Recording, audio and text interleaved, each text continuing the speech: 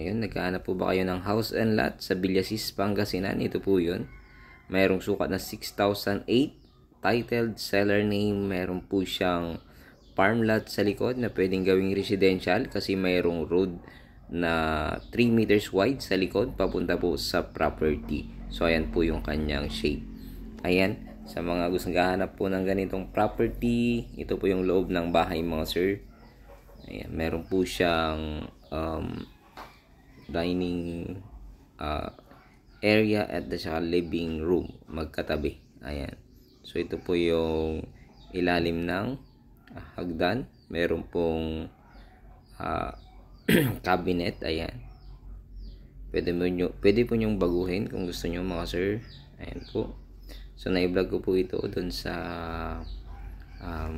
Villasis, Pangasinan. Ayan. Pinasa po ito ng ating kliyente na nalinis na nila kasi hindi natitirahan kasi nasa Baguio po sila. Ito yung unang room.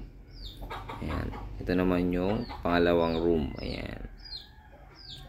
So malinis po ngayon kaya nag-send sila ng video upang makita po ninyo ng mas malinis. Medyo hindi po siya malinis nung na-vlog po natin sa nung nakaraan. Ayan. Dito naman yung kitchen area. Ayan.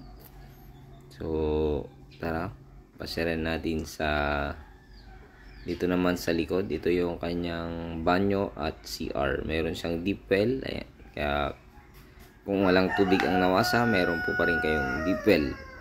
Meron pa rin deep well. So, meron din pong mga mangga dito sa likod. Check nyo po. Bisitahin nyo yung aking unang video. Tsaka ito naman yung kanyang lutuan sa likod, dirty kitchen. Ayan, yung likod malinis na. So may mga ano po dyan, may nailagay po or kulungan ng aso or so ayan po yung kanyang mga tanim sa likod. May chiko, may mangga, kay mito. Ayan.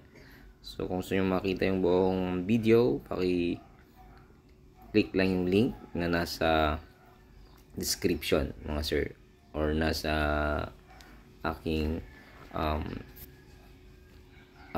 videos or mga upload videos mga sir, mga madam. So ayan po, meron po siyang terrace sa taas. Ayan. At sana magustuhan nyo po ito mga sir, mga madam. Bayan ng Villasis, Pangasinan. Sukat po nito ay 6,008. Ayan, may space pa po dito sa side na ito. Ayun, maraming salamat. Ito yung Agent Joel. God bless you all.